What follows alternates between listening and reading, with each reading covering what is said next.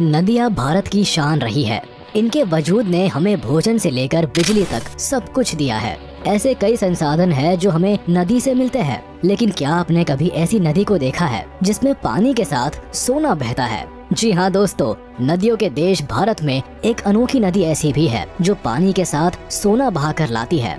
कई दशकों से लोग इस नदी से सोना निकालकर मुनाफा कमाते रहे हैं। आज भी इस नदी की तलहटी में लोग सोना खोजने पहुंच जाते हैं। ये नदी कहाँ है और कैसे इससे सोना निकलता है, चलिए आज हम आपको बताते हैं। बाजार में सोने की कीमत और अहमियत किसी से छिपी नहीं है। लोग शौक से सोना पहनते हैं और खरीदते हैं। बेशक बाजार में बिकने वाला ज्यादातर सोना खदानों से आता है और सोने को ढूंढने के लिए खदानों का सहारा लिया जाता है, लेकिन भारत की स्वर्ण रेखा नदी एक एक्सेप्शन है। इस नदी में लोग मछली पकड़ने से ज्यादा सोना लेने आते हैं। जी हाँ, झारखंड के छोटा नागपुर क्षेत्र में बहती स्वर्ण रेखा नदी सबसे अनोखी है। यहाँ रहने वाले लोग इसे नंदा नदी के नाम से भी बुलाते हैं।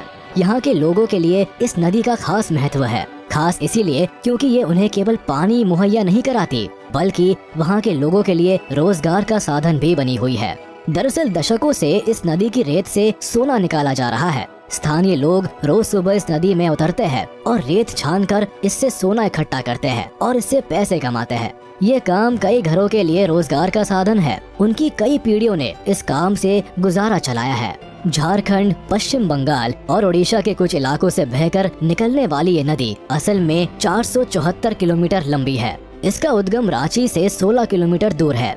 नदी से लगे तमर और सरांदा जैसे कुछ खास इलाके हैं जहां सोना निकालने का काम किया जाता है। इसके अलावा दिलचस्प बात है कि स्वर्ण रेखा की एक सहायक नदी भी है जिसमें इसकी तरह ही सोना पाया जाता है। लोग इस नदी को करकरी कहकर बुलाते हैं। करकरी नदी में भी सोना ढूंढने वाले लोगों की कमी नहीं है। छोटे छोटे बच्चे भी इस नदी से सोना इकट्ठा करने का काम करते हैं। हालांकि नदी में सोना बहने का ये मतलब नहीं है कि यहाँ सोना पानी की तरह बहता है।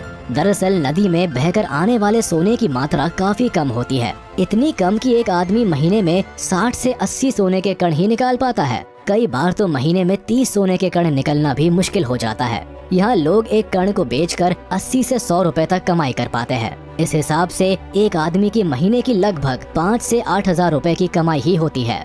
खैर, अब सवाल आता है कि आखिर इस नदी से सोना आता कहाँ से है? भारत में कई नदियाँ ऐसी है जो काफी बड़ी और चौड़ी है, जिनमें खनिज, धातुएं और बहुत से प्राकृतिक संसाधन भी स्वर्ण रेखा नदी की तुलना में बहुत ज्यादा मौजूद है। लेकिन किसी भी नदी में आज तक सोने की धातु मिलने की बात नहीं सुनी। तो फिर इस नदी में ऐसा क्या खास है? आखिर इसके पानी में सोना कैसे मिलता है? जियोलॉजिस्ट की माने तो ये सारा खेल लैंडस्केप का है। नदी से सोना मिलने का सीधा संबंध उसकी ज्योग्राफी से जुड़ा है। दरअसल ये नदी अपनी जर्नी में ऐसी कई चट्टानों से गुजरती है जिनमें सोने के कण मौजूद होते हैं। ऐसे में जब नदी चट्टानों से टकराती है तो फ्रिक्शन के चलते सोने के टुकड़े पानी में मिल जाते हैं और नदी में बहकर दूसरे इलाकों में पहुंच जाते हैं। इस बात के गवाह यहाँ के स्थानीय लोग हैं, जो बताते हैं कि नदी के आसपास की चट्टानों और पत्थरों में मोरंग मिट्टी पाई जाती है। इस मिट्टी को जब पानी में घोलकर छाना जाता है तो उसमें भी सोने की मात्रा मौजूद होती है। इससे साफ है कि चट्टानों में सोने के कण मिले हुए हैं। इसी वजह से सदियों से स्वर्ण रेखा नदी में सोना खत्म नहीं हुआ है। खैर, कुछ लोग ये भी मानते हैं कि स्वर्ण नदी में सोने के कण करकरी नदी से आकर मिलते हैं, लेकिन इस बात का कोई वैज्ञानिक प्रमाण नहीं है।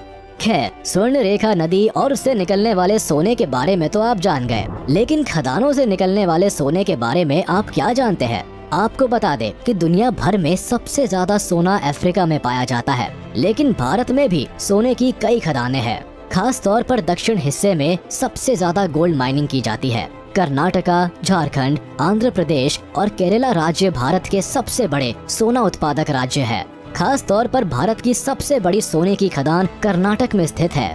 ये राज्य भारत के 88.7% सोने के उत्पादन के लिए जिम्मेदार है।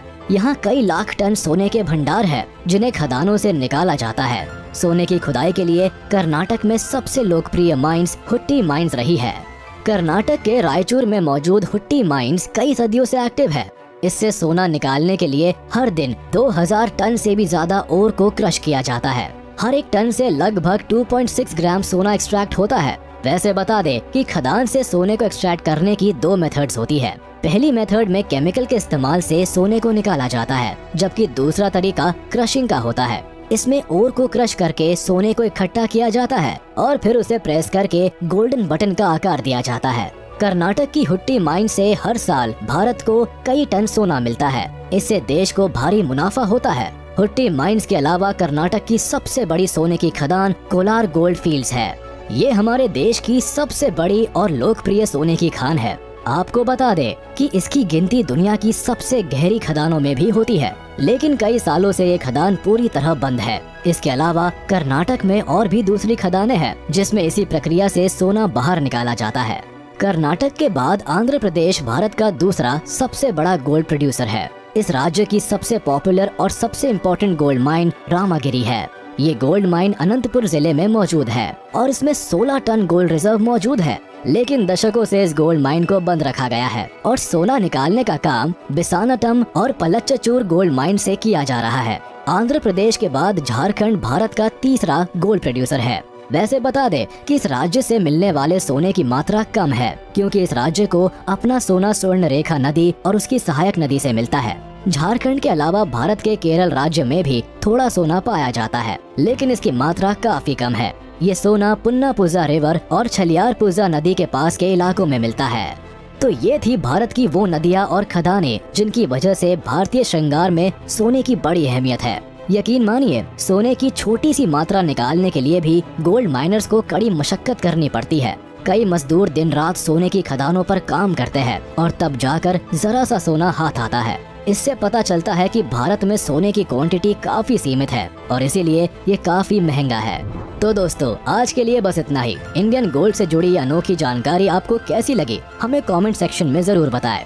हम जल्द हाजिर होंगे एक नया दिलचस्प टॉपिक लेकर। तब तक के लिए आप इस वीडियो को लाइक, कमेंट और शेयर करना ना भूलें। और अगर अभी तक आपने हमारे चैनल को सब्सक्राइब नहीं किया है तो जल्द कर ले।